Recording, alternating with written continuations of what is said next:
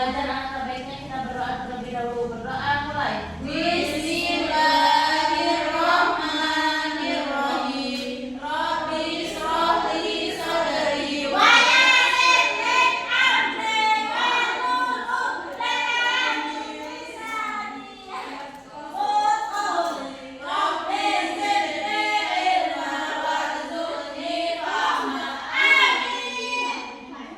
Baik, di sini apa kabar anak-anak? Apakah sehat semuanya? Alhamdulillah.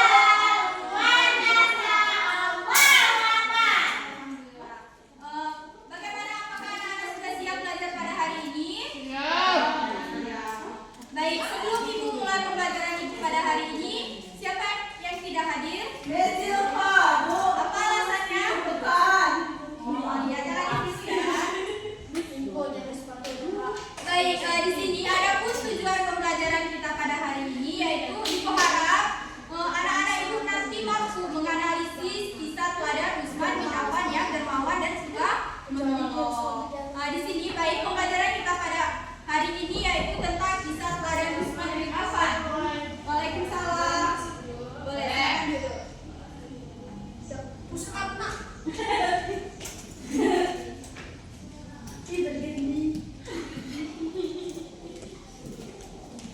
Kisah teladan Utsman bin Affan. Dan cita-cita.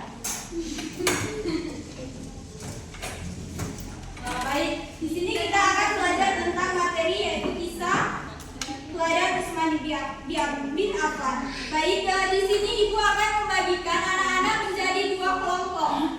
Untuk langsung saja dibagikan untuk sebelah sini kelompok 1 dan sebelah sini kelompok 2. Silakan duduk di bawah untuk berdiskusi, nanti ibu akan memberikan materi. Baik, di sini ibu akan memberikan materi yaitu tentang teladan Utsman bin Affan. Di mana setiap kelompok ibu akan memberi bahan materinya yaitu materinya. Ya, Bu.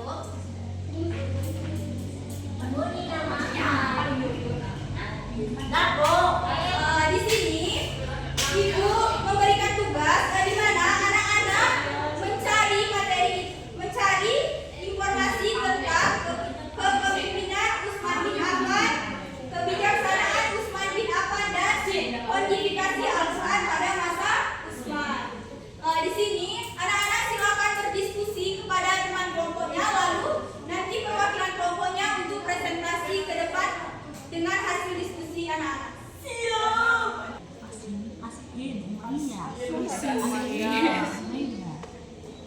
Kenal dengan sebutan apa? Tidak cowok.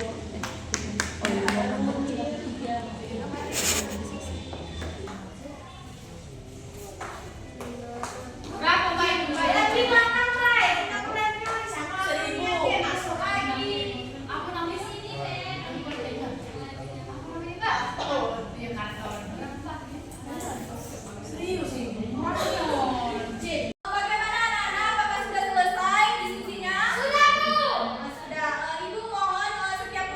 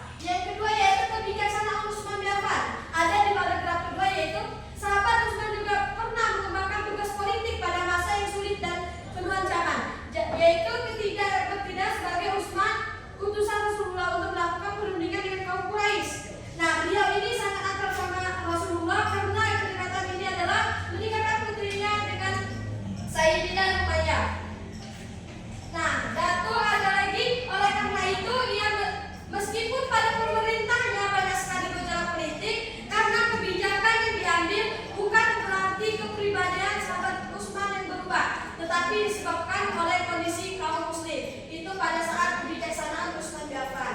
Yang ketiga yaitu kodifikasi Al-Quran pada Utsman bin Affan. Ada halaman yang ketiga yaitu pembentukan mushaf Al-Quran, yang dimana pada masa Khalifah Utsman daerah kekuasaan Islam semakin luas dan semakin Nabi banyak menyebarkan di berbagai daerah. Hal ini menyebabkan beragama yang tidak dialek pembacaan Al-Quran. Ada perbedaan memicu perpecah belahan. Sekian, terima kasih. Baik, terima kasih untuk kelompok 1. Untuk selanjutnya yang untuk kelompok 2, perwakilan kelompoknya. Oke, baiklah. Di sini saya akan menjelaskan kepemimpinan, kebijaksanaan, serta kodifikasi. Yang pertama itu kepemimpinan. Jadi nama pembangunan ini dikenal dengan nama Utsman bin Affan bin Abil Hashim Umayyah. Ia itu dikenal sebagai sebutan Abu Abdullah. Lahir pada tahun 573 Masehi di Mekah. Lalu Utsman bin Affan masuk Islam itu pada usia 34 tahun. Sahabat Utsman bin Affan adalah pedagang kaya raya. Beliau terkenal sangat dermawan, menginfakkan harta demi kepentingan Islam. Pada saat Rasulullah SAW akan melakukan perang Tabuk, sahabat Utsman mendarmakan. Ini termasuk kebijaksanaan. Sahabat Utsman ini termasuk kebijaksanaan. Teman-temannya di depan. Jadi ini sahabat Utsman mendermakan itu termasuk ke kebijaksanaan Utsman. Sahabat Utsman mendermakan 950 ekor unta, 59 ekor kuda dan 1000 dinar untuk keperluan pasukan Islam. Sahabat Utsman juga mewakafkan sumur rumah yang dibeli orang Yahudi dengan harga 20.000 dirham untuk keperluan air kaum muslimin. Lalu sahabat Utsman juga pernah mengemban tugas diplomatik pada masa yang sulit dan penuh ancaman bahaya, yaitu ketika bertindak sebagai utusan Rasulullah untuk melakukan perundingan dengan kaum Quraisy di Mekah.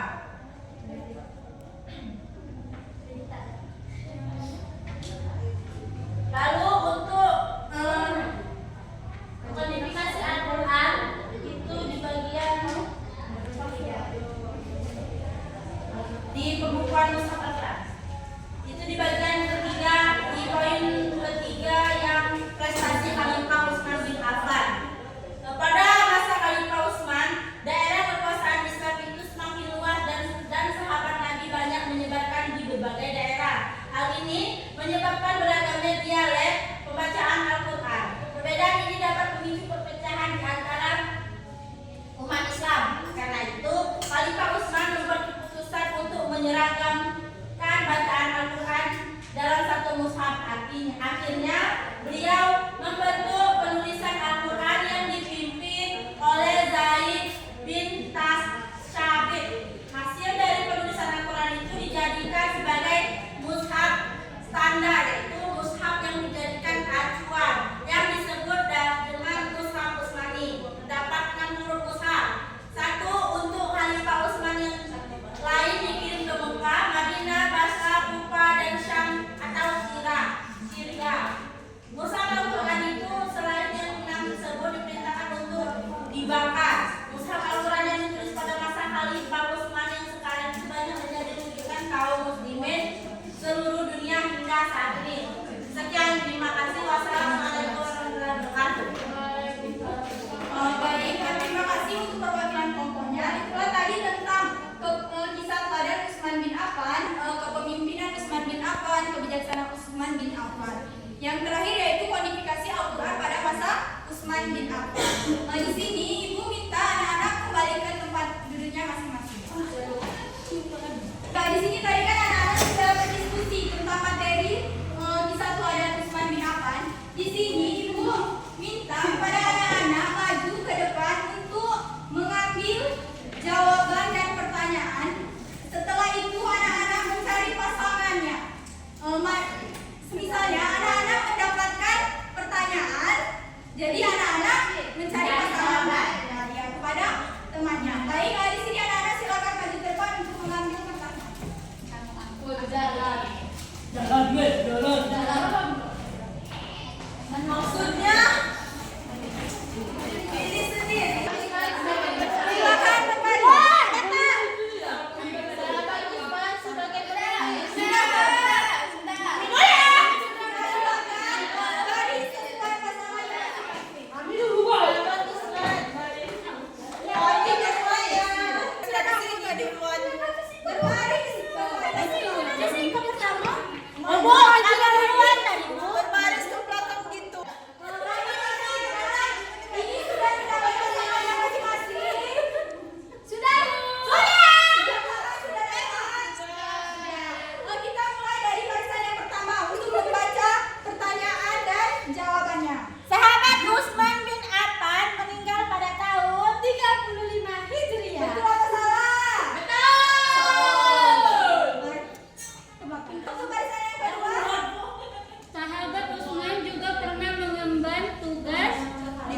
melewati masa yang sulit dan pernah kehilangan bahaya. Betul